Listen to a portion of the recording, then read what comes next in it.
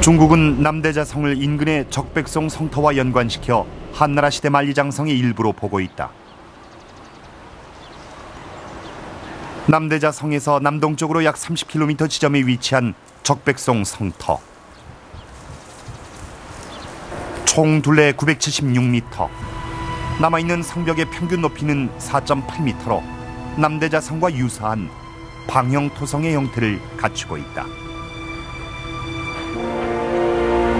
이곳에서도 기와와 토기, 청동 등 한나라 시대와 그 이전의 유물들이 출토됐다.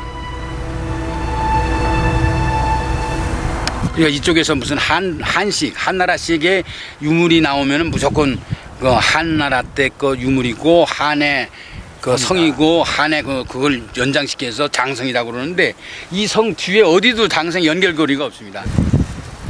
중국은 유물을 근거로 이곳을 한나라 시대의 고도로 해석하고 있다. 하지만 만리장성이라 할 만한 성과 성의 연결점은 어디에서도 찾아볼 수 없다. 평지성들이 이제 드문드문 몇 개가 있는 곳인데 그것을 장성이라고 볼 수는 없고 최근에 무슨 목적인 까닭에 그것을 쭉 연결해가지고 한대의 장성이 통화제까지 왔다고 하는 것을 강조하고 있는데 그것은 물론 역사 왜곡이라고 볼 수 있습니다. 네, 통화지역은 환인 집안과 함께 고구려의 발흥지입니다.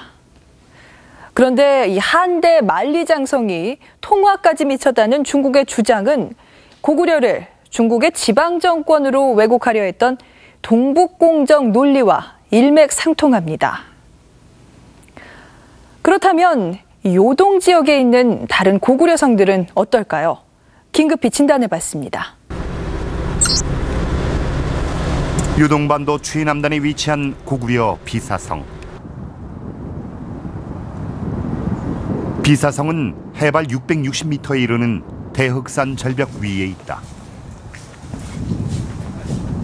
평지대에서 갑자기 올라서가지고 이렇게 험준하게. 고구려군은 이곳에서 유동반도를 감싼 발해만을 조망하며 수나라, 당나라와 치열한 접전을 벌였다. 고구려와 그 당과의 전쟁했을 때 가장 중요했던, 가장 먼저 방어했던 그런 성이었던 말이죠. 이게 함락되면 고구려가 함락되는 거야, 결국. 해양방어의 최전선이란 사명감으로 하나하나 쌓아올렸던 성벽. 하지만 1500년이 지난 지금 성벽은 옛 모습을 찾을 수 없다. 옥수수알처럼 볼록하게 깎은 고구려의 쇠깃돌은 성벽의 하단 일부에서만 드문드문 보인다. 아무렇게나 쪼갠 활석과 고구려의 쇠깃돌이 뒤섞인 성벽. 중국은 성벽을 복원한다면서 성벽이 무너진 자리에 잡석을 채웠다. 성벽 아래 경사면엔 고구려 쇠깃돌이 흩어져 있다. 네, 이건 저쪽에서 바닥 맨 밑에 지대석으로 흠도로 썼던 돌인데 이게 사용하지 않고 밀려 나왔네요. 이런 데도 많은 깔려있는. 성벽 밖으로 돌출돼 적을 삼면에서 공격했던 치. 중국은 4-5m 이르는 치의 폭을 2m도 채 안 되게 축소해 복원했다.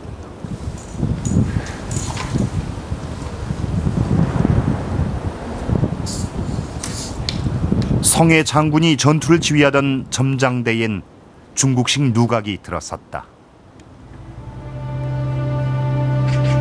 점장대의 현재 이름은 옥황전. 콘크리트로 지은 도교 사원에 옥황상제를 모시고 있다.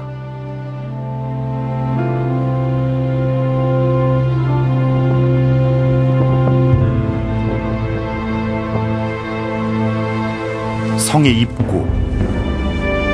비사성이란 이름 대신 중국 지명을 딴 대흑산 산성이란 이름이 새겨져 있다. 관문 안쪽에 작게 남아있는 이름 비사성.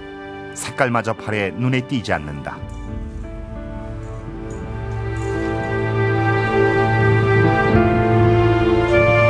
산의 능선을 따라 이어진 성벽 끝엔 지금도 군부대가 들어서 있다.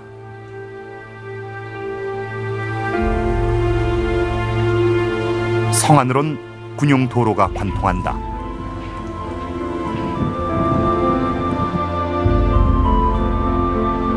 비사성으로 들어서는 입구엔 대형 사원이 들어서 있다. 당태종을 모시는 당황전.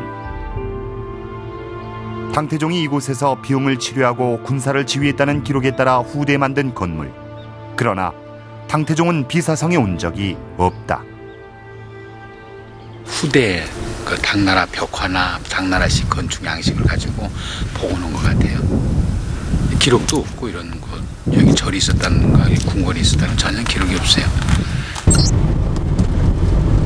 비사성의 동쪽 160km 지점에 위치한 성산산성. 내성과 외성의 이중 구조로 이루어진 철옹성이다.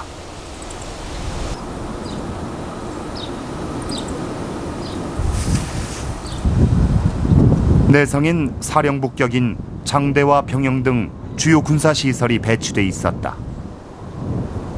유동의 산성은 고구려 방어체계의 핵심이었다.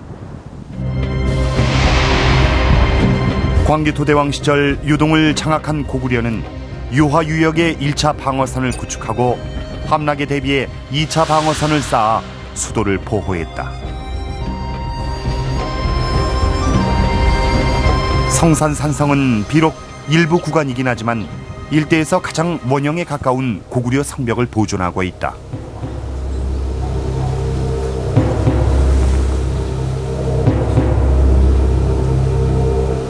근데 여기 보면 이렇게 깎았어요. 이게 여기 바위에 맞게 이 지대색을 깎았다고 여기. 둥그렇게 약간 바닥에. 고구려 성은 돌 하나하나를 짜맞추듯 깎아서 쌓았다. 밑에가 집안석이고 집안석이 한층 더 내려가 있습니다. 그래서 이게 1층인데 1층도 이렇게 모를 죽였어요. 이게 모죽인 수법인데 이 모진 각진 것을 죽여서 아주 부드럽게 성벽보다는 성 안에 있는 건물에 이렇게 아름다움을 나타내기 위해서 이 모죽임을 하는데 이건 굽돌이 양식이라고 그래요. 이 굽돌이 양식들을 이렇게 쭉 쌓아 올렸는데 이건 딜을 쌓기죠. 여기 지금 한 20cm 이상을 여기는 한 15cm 이렇게 딜을 쌓는데 근데 이거는 성벽이 이렇게 쌓으면 안 돼요. 모주림 기법은 건물이나 성벽을 쌓을 때 쓰던 고구려 특유의 건축 양식이었다. 유리한 조건이거든. 이런 성벽은 치열한 전쟁의 순간 속에서도 고구려인들은 성 안의 아름다움을 드릴 줄 알았다. 연개 소문이 머물며 작전을 지휘했던 비사성.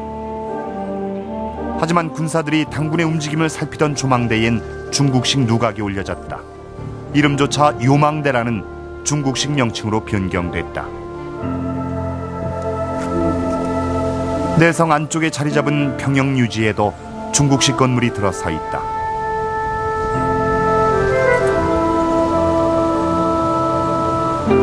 형태만으론 영락없는 중국성이다.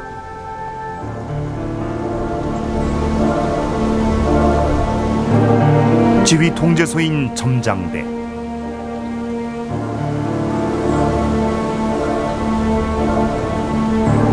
중국식으로 올린 누각은 콘크리트로 지어 흉물스럽게 표현했다.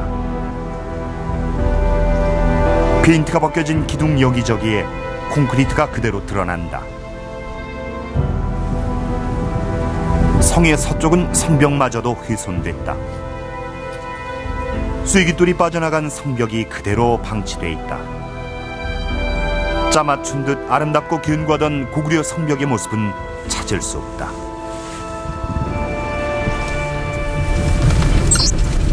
이게 다 성이에요. 엄청난 중국 이름 봉황성으로 더 유명한 고구려 오골성.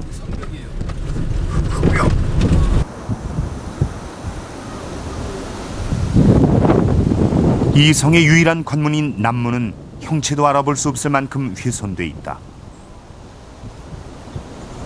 군데군데 남아있는 쐐기돌만이 고구려의 성이었음을 증명한다.